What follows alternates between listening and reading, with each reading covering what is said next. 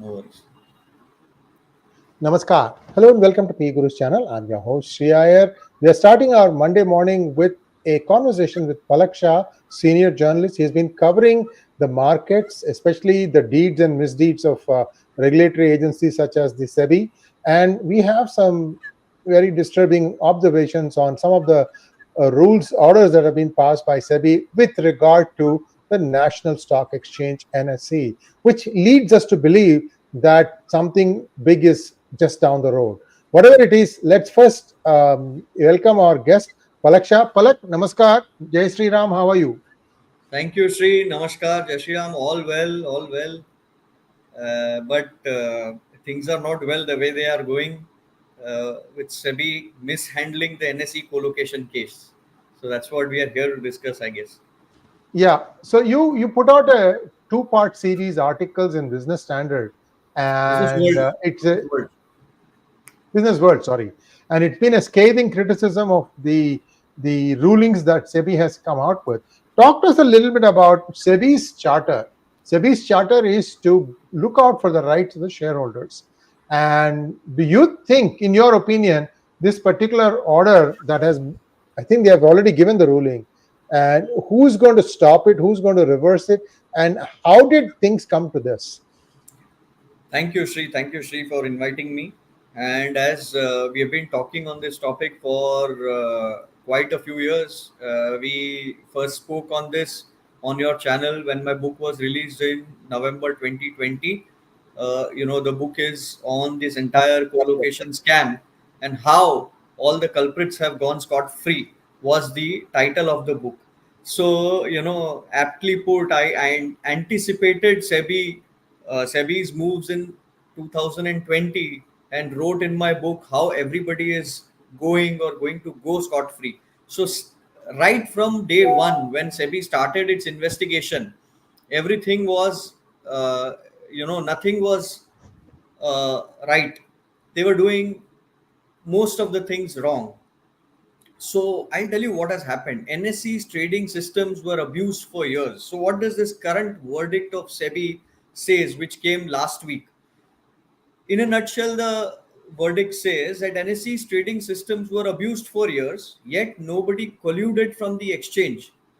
SEBI verdict lets down the faith of millions in stock markets by cherry picking of laws in blatant disregard to Supreme Court's landmark judgments issued for judging the guilty in quasi judicial proceedings. SEBI, the level of proof that is required in cases of fraud in criminal jurisprudence is different from the level of proof which is required in SEBI proceedings, because SEBI is a quasi judicial regulator. Here, the level of proof is preponderance of probability. SEBI has not applied this test of preponderance of probability as laid down by the Supreme Court correctly in the NSE co-location matter. And this is one of the biggest reasons that all the culprits are going scot-free. See, so I'll tell you what really has happened. This is a very sad story. This is a sad story of the conclusion, the arrival of which portrays stock market regulator SEBI's benevolence for the wrongdoers and a grave conflict that judiciary and government must take note. When the opinion of just one SEBI officer who is lacking any judicial knowledge turns a big scandal into nothing in the face of screamingly admitted legal facts and blatant ignorance of guidelines of Supreme Court regarding the application of laws, only a review of such a verdict can restore confidence in institutions.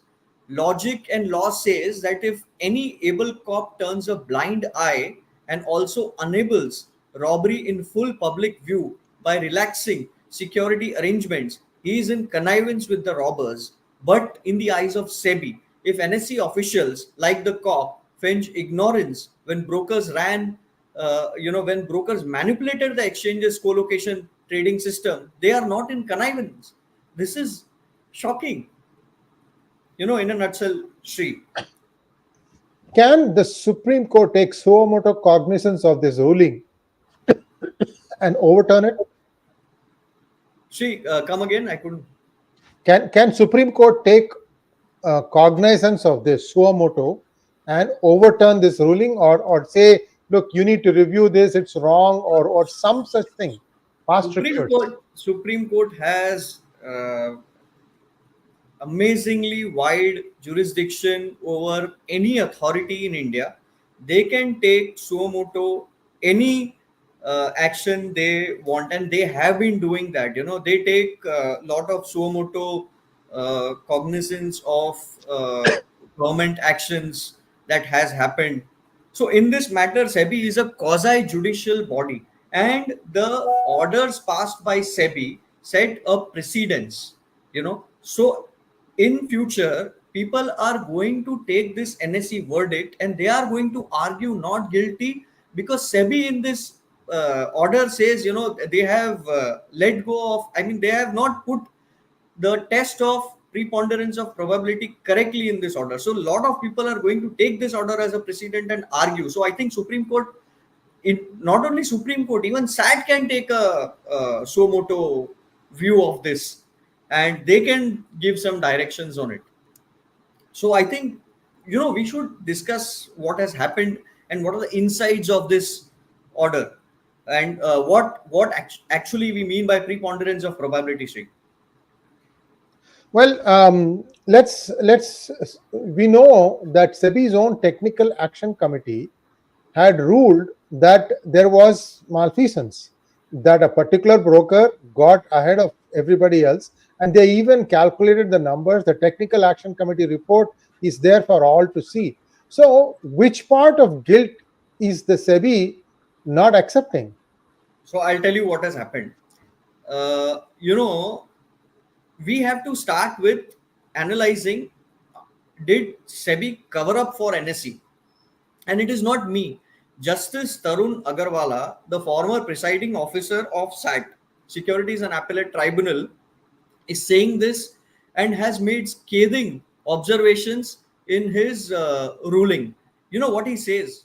Before we conclude, we must observe that when serious allegations were made against a first level regulator, namely NSE, SEBI should have been proactive and conducted investigations seriously. We find that SEBI had adopted a slow approach and in fact was placing a protective cover over NSE's alleged misdeeds, unquote. This is what the SAT presiding officer who was judging this case has said. What he says further, when did SEBI wake up to the scam? Quote, it is only when questions were placed on the floor of the parliament that SEBI woke up and instituted an investigation. The scope of investigation was limited and not made under Section 11, which comes to fraud, but was conducted by another agency under Section 11C. In our opinion, considering the gravity of alleged charges, SEBI should have itself conducted an investigation inquiry instead of delegating it to NSE, which is a party to fraud.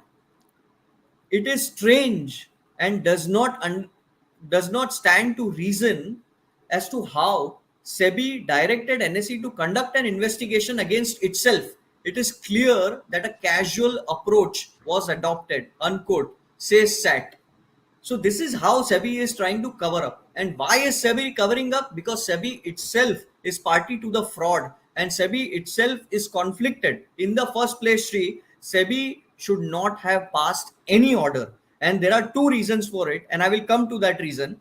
The first reason is because SEBI, the watchdog, never inspected NSE's co-location trading systems between 2010 and 15, which it was duty bound to do as a protector of India's retail investors, until after the scandal was revealed by a whistleblower in 2015. Hence, SEBI is a party to playing the ignorant cop, the conflict. Second, I will come to the CBI, which registered the first FIR in 2018, has said that they are investigating unnamed SEBI officials in the scandal. So how can SEBI pass an order when the organization itself is under investigation? There is a grave conflict, because if you are party to the fraud, you are going to save yourself. You are going to try to save yourself, and that is what SEBI has done in this by passing this order, which allows, which says that NSE officials did not collude, whereas the evidence of their collusion is in abundance, Sri. And I can give you several instances where there is so much evidence in the cross-function team of SEBI that investigated, in the Deloitte audit report that conducted the investigation. There are too many instances.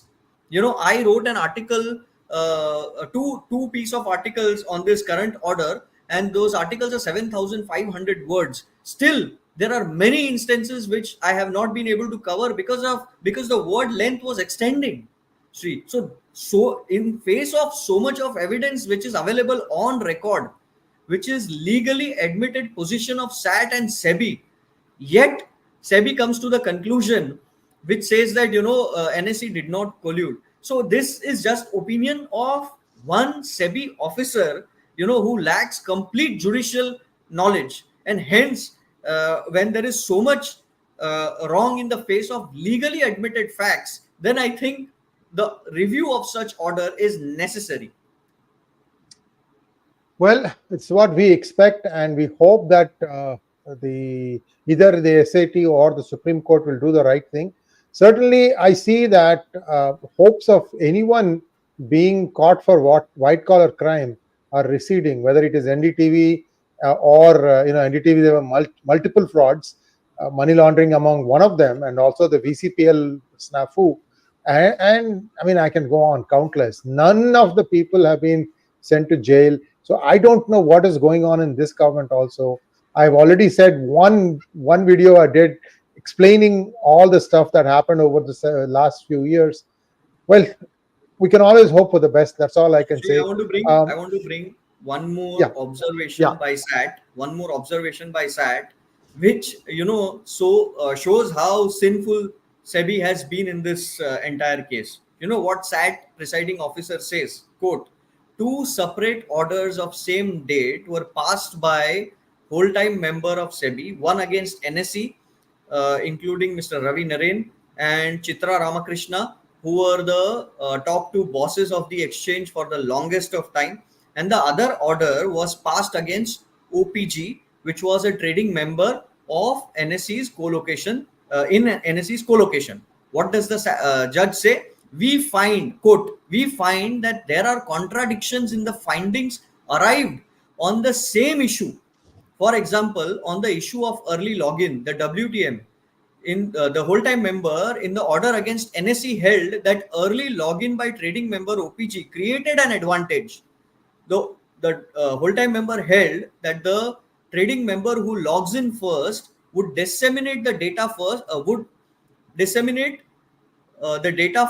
at the start of trading day, and therefore had an advantage over the other. On the other hand, the whole-time member in OPG matter held that early login by OPG did not give any unfair advantage."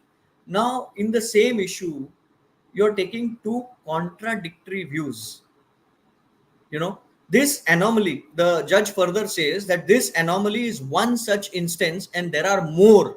It is not worthwhile to cull out all the contradictions, but it is sufficient to state that the same officer who has passed the order on same date cannot make a different analysis on the same subject issue.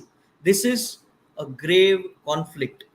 And this SAT says, so when SEBI, in your face conflict, when SEBI is so much conflicted, how is it allowed to pass so much orders, so many orders in the same matter? This is why I am saying it is the duty of the Supreme Court to take suo moto, action on such order and send the matter for review and allow independent judges to relook and pass an order. Because SEBI is clearly conflicted in the whole matter. It is a party to fraud, and it is itself under investigation, Sree. Thanks for bringing that up. The more I think about it, the more I feel like the NSE has become like a casino where the house always wins.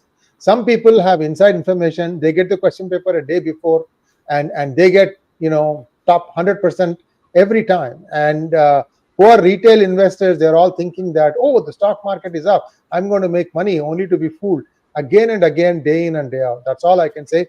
Viewers, this is not right what is going on, and we become the laughing stock in the world market. They say, oh, NSE, people will laugh. You and I mean, we can, sometimes the government thinks, what does the average person in 𝗤𝙧𝙤𝘀 care about what happened to the NSA? Kuch nahi chalega. These people don't vote on this. But those people who want to invest money in India, they will look at all these things. They're not fools. They need a fair and transparent system. It could be their stock, their company that would get culled out. So anyway, this is just my 2 cents. Thank you so much, Palak. We have put in hours and hours, in fact, not hours, weeks and months, putting out all the facts of this case. And yet it's kind of disheartening to see no tangible result come out. Anything that says it's a white and black crime. Do you want to see a small piece of SEBI's admitted position, and yet they are saying there is no collusion of NSE officials? Just a very small piece of NSE's admitted positions, if you have time. Yeah, go ahead. SEBI is saying, quote, there is no dispute to the fact that NSE did not have detailed defined policy for the use of co-location facility. It even failed to monitor the use of secondary servers by trading members without sufficient reason. The defense put forward by NSE about the issuance of welcome email in the form of registration enablement at the time of providing co-location facility to trading members can't be said to justifying its role as the first level regulator. Issuance of guidelines without its monitoring showed lack of due diligence. These findings are also contained in the 2023 SAT order with regard to NSE. The whole-time member of SEBI says in his September 24 order, and it shows clear case of preponderance of probability. I will just give you what in a very small in short, I'll give you what is preponderance of probability for the sake of our viewers. Preponderance of probability is the degree of certain belief which conveys to a logical adjudicator that existence of a fact is more probable than its non-existence. The Supreme Court in 𝗤𝙧𝙤𝘀𝘆 versus SEBI held that in quasi-judicial proceedings before SEBI, the standard of proof is preponderance of probability. It is a fundamental principle of law that proof of an alleged charges leveled against a person may be in the form of direct substantive evidence, or in case such proof may have to be inferred by a logical process of reasoning from the totality of attending facts and circumstances surrounding the allegations. While direct evidence is more certain basis to come to a conclusion, yet in the absence of thereof, the court cannot be helpless. So the court is clearly saying that circumstantial evidence which points towards meeting of minds, conspiracy or fraud is enough to prove guilty. SEBI in its admitted position says that NSE did not monitor what was happening in the co-location trading systems. Further, there are several instances in the investigation report that points that there was clear knowledge to NSE about the shenanigans that the trading members were doing, were playing in their co-location system. So here are two things: admitted legal positions, which shows clear probability of meeting of minds, and there is evidence. And the Supreme Court says direct evidence is not required in quasi-judicial proceedings. You can convict people, you can bring charges and punish them by just preponderance of probability. That is circumstantial evidence. Both these are there, and yet SEBI is taking a view saying that we don't find any evidence. So this is the contradiction, and this is going to set a extremely bad precedent for SEBI in future, and hence this order needs to be reviewed, Sree. And the scandal here, apart from co-location, is legal. The scandal here is about the way SEBI has twisted this entire scandal into saying nothing happened. It is like the crime happened, but nobody did it. That's what Sree. Thank you so much, and Shruti ji, thank you so much for your well wishes. The the takeaway here is India boasts a lot of things, like we have the largest number of startups. How do the startups cash out? By doing IPO. But for doing IPO, you got to have proper price discovery. Proper price discovery means what is the stock really worth? If you do shenanigans like this and then afterwards you go scot-free, I tell you one joke, day trading, one of the heaviest day traded stock is HDFC Bank. Bank में क्या every day to day बदलता है यार, कुछ बदलता नहीं है. Then why do people go gaga and go and do day trading on HDFC Bank? It is stupid. India's stock market is very shallow, and the only way it will become broader if it has a fair and free platform. I don't see this thing. I don't know if somebody sees it. Please, by way of comments, tell me that I am wrong, and I am very happy to be wrong, but I need to know proof that it is fair and free. So thank you so much. Thank you. This is very, very sad, guys, because we got nothing in return. We just want the right things for the people of India. That's all we have, nothing else. Anyway, thank you so much, sir, and we'll see soon how things play out. Thank you. Namaskar.